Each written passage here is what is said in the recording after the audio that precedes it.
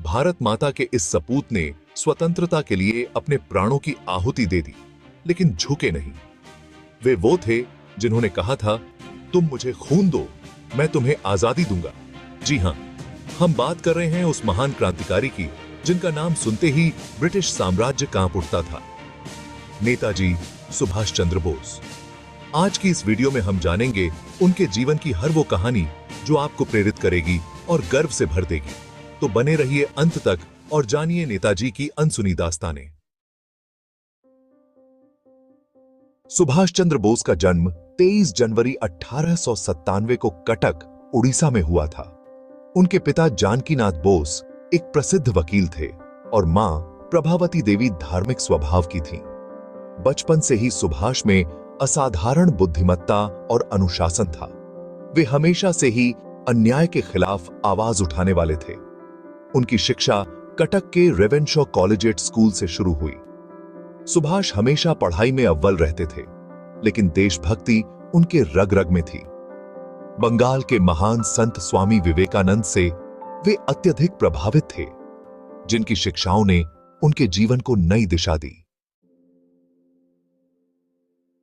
सुभाष ने कलकत्ता विश्वविद्यालय से स्नातक करने के बाद इंग्लैंड जाकर इंडियन सिविल सर्विस (ICS) की परीक्षा दी और चौथा स्थान प्राप्त किया।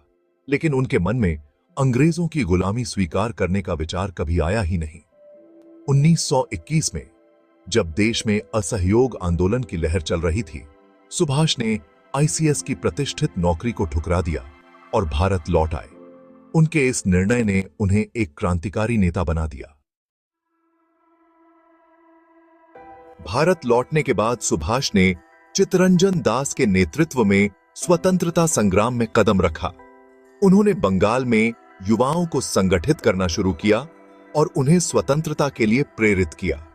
वे भारतीय राष्ट्रीय कांग्रेस में शामिल हुए और जल्दी ही अपने अद्वितीय विचारों और भाषणों से लोगों के दिलों में जगह बना ली। लेकिन गांधी जी के साथ उनके विचार मेल नहीं खाते थे। गांधी अहिंसा के पक्षधर थे, जबकि सुभाष को क्रांतिकारी मार्ग में विश्वास था। 1938 में वे कांग्रेस के अध्यक्ष चुने गए, लेकिन उनके आक्रामक रवैये और गांधी जी से मतभेद के कारण उन्हें 1939 में अध्यक्ष पद से इस्तीफा देना पड़ा।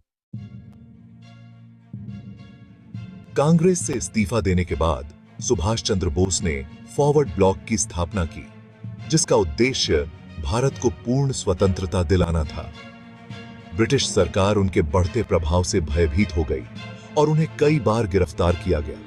लेकिन नेताजी के मन में आजादी की लौ इतनी प्रबल थी कि वे 1941 में घर में नजरबंद होने के बावजूद एक साहसिक योजना बनाकर वहां से भाग निकले।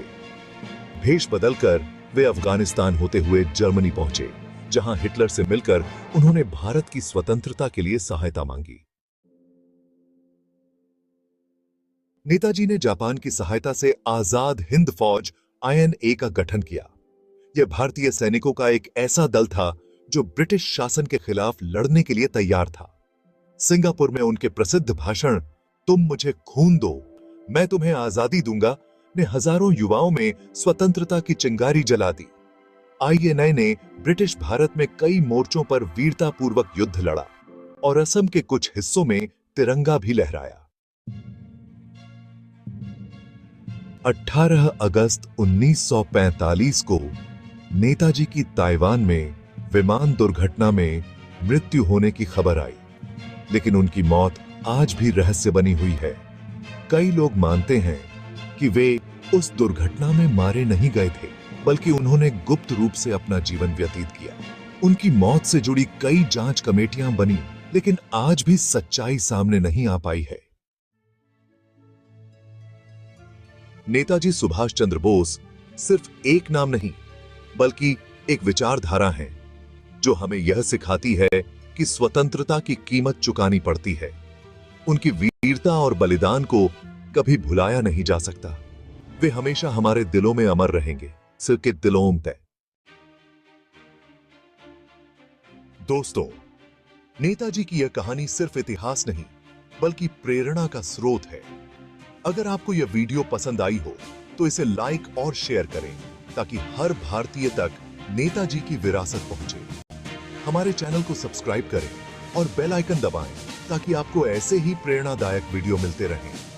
जय हिंद, वंदे मातरम।